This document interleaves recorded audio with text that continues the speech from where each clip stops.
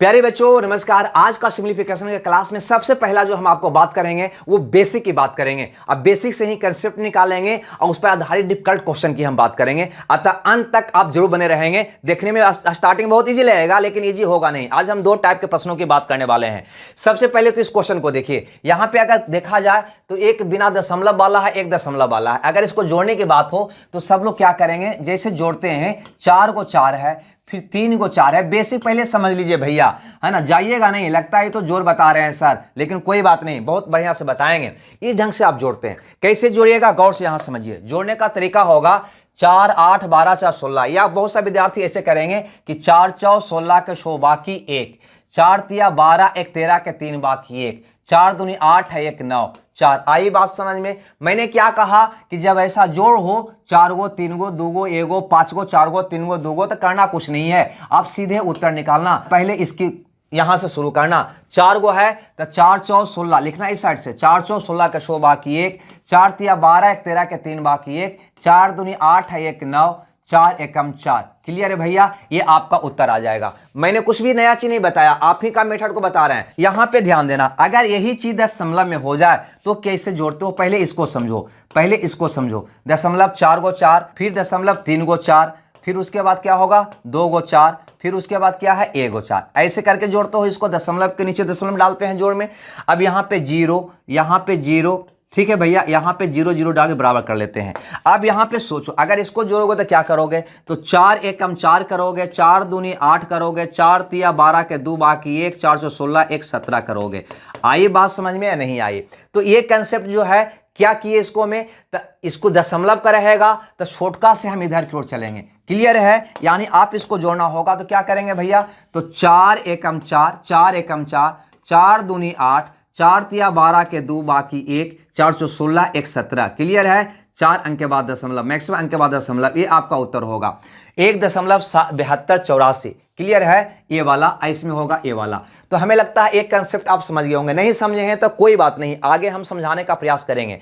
देखो, इस पे आधारित एक क्वेश्चन मैंने लिया है आपके लिए। अगर इसको बनाना होगा तो क्या लिखना पड़ेगा, नहीं भैया, यहां पे गिनना पड़ेगा। 1 2 3 4 5 6 गो है। के गो है भैया, 6 गो है।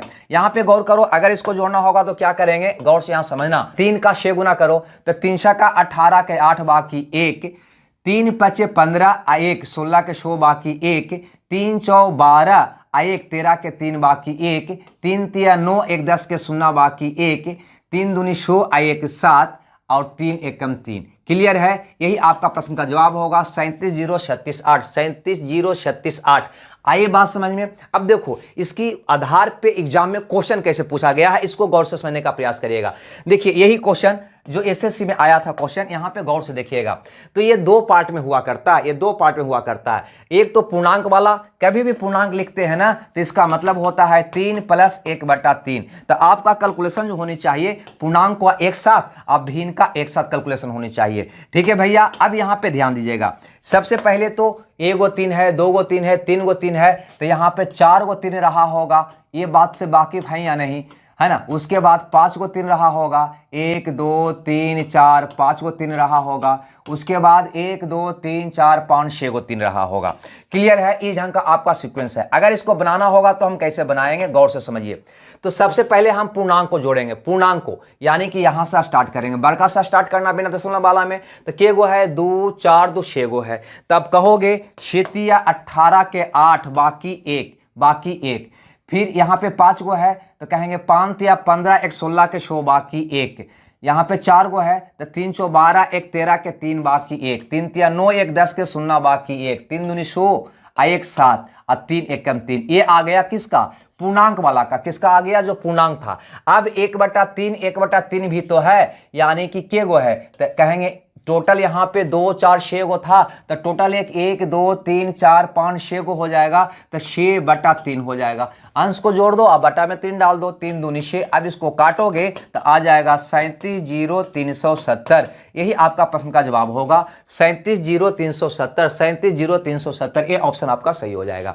रुकिएगा, जाइएगा नहीं। अब अगर इस क्वेश्चन की हम बात करें, इस क्वेश्चन का, तो यहां पे भी क्वेश्चन का कंसेप्ट वही होगा कि पहले पूर्णांक वाला को तोड़ लेना है, जोड़ लेना है, उसके बाद भिन्न वाला को जोड़ लेना है। टोटल यहां पे 1 2 3 4 लगातार है 6 तक, यानी 6 को संख्या की बात किया है भैया, ये 6 संख्या की बात किया है। यानी यहां पे रहा होगा, यहां पे 9 9 9 5/7 ये रहा होगा ना।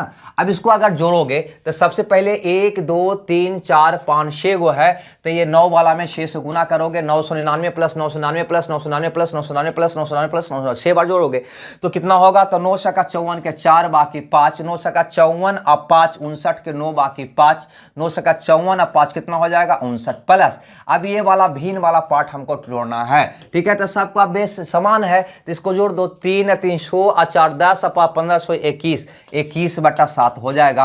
काटोगे तो 3 बार में कट जाएगा, यानी 5997 आपका प्रश्न का जवाब होगा। 5997 आपका प्रश्न का जवाब होगा। हमें लगता है ये बात आपको समझ में आ गया होगा। चलिए आगे की कंसेप्ट को यहां पे हम देखते हैं। आगे का कंसेप्ट पहले बेसिक समझिए, उस पर इस पे आधारित क्वेश्चन को हम बताएंगे। अगर आपसे कोई कह दे 32, क्लियर है, फिर अंक को पलट दे तो कितना हो गया 26। अगर ऐसा क्वेश्चन दे दे और कहे कि इसको जोड़ो या घटाओ, तो हमेशा याद रखना योग जो होगा ना, ये दोनों का जो योग होगा 11 का मल्टीपल होगा, और अंतर जो होगा ना वो 9 का मल्टीपल होता है। हमेशा ध्यान दीजिएगा, दो संख्या और उसके अंकों को बदलने से बनी संख्या का योग जो होगा, इसके योग का 11 का मल्टीपल, अंतर जो होगा इसके अंतर के 9 का मल्टीपल। मैं क्या बता रहा हूं गौर से समझिएगा, ये दोनों आपका योग निकालना है। क्लियर है भाई। यहां पे इसको देखो, अगर इसका हमको जोड़ना है, इसको अगर हमको जोड़ना है तो 11 का मल्टीपल होगा, 11 का 7 2 9, यानी 11 माने 99 आपका आंसर होगा। बात को समझना है आप यहां पे, जो 7 2 7 2, जैसे इसकी मान अगर निकालना है तो हमें योग निकालना है, नहीं योग निकालना है, और 6 7 है, अंक पलट गया है 7 से, तो ये 11 का मल्टीपल होगा, यानी 11 गुना 713, ये कर दोगे आ जाएगा 143। अब अगर अंतर की बात करें, देखो यहां पे अंतर है, घटाव है, तो घटाव जो होता है वो 9 का मल्टीपल होता है। किसका? इसके अंतर का। अंतर कितना है? 2 का। ठीक है भैया, 18। एक कंसेप्ट याद रखना भैया, ये समीकरण में बहुत काम आता है। अब इसकी बात करो तो यहां पे देखो, अंकों को पलट कर बनाया गया संख्या का अंतर निकालना है तो यह 9 का मल्टीपल होगा। इसका अंतर देखो कितना हो गया 3, यानी 27। लेकिन बड़ा संख्या 52 है, 25 में से 52 घटा रहा है, अतः माइनस में निकलेगा, यानी माइनस क्या हो जाएगा 27 हो जाएगा।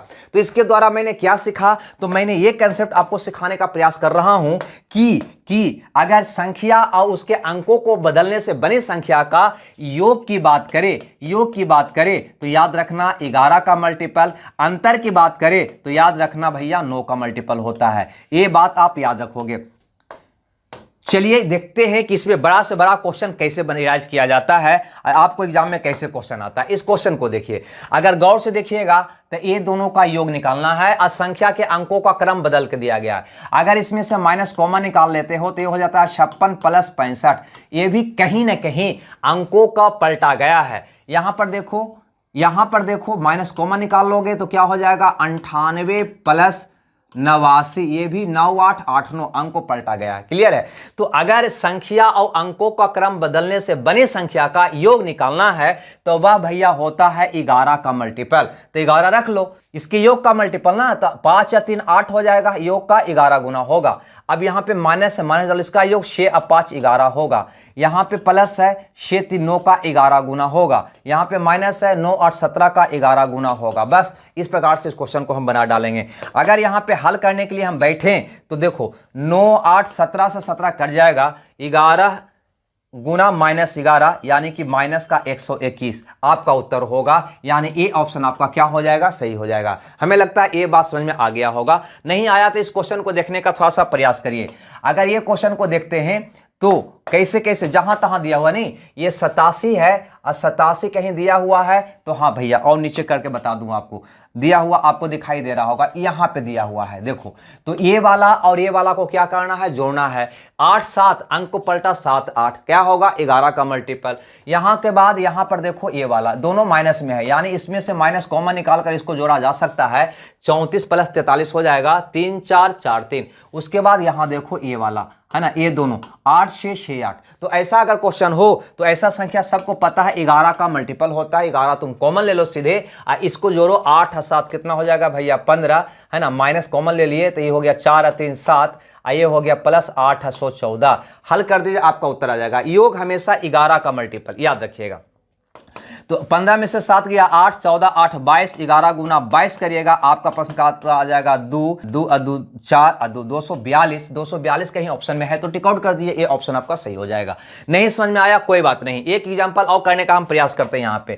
अगर इस क्वेश्चन को गौर से देखते हैं तो ये क्वेश्चन कहीं ना कहीं अंकों को पलटा गया है, लेकिन 53 - 35 है, घटाने की बात कर रहा है।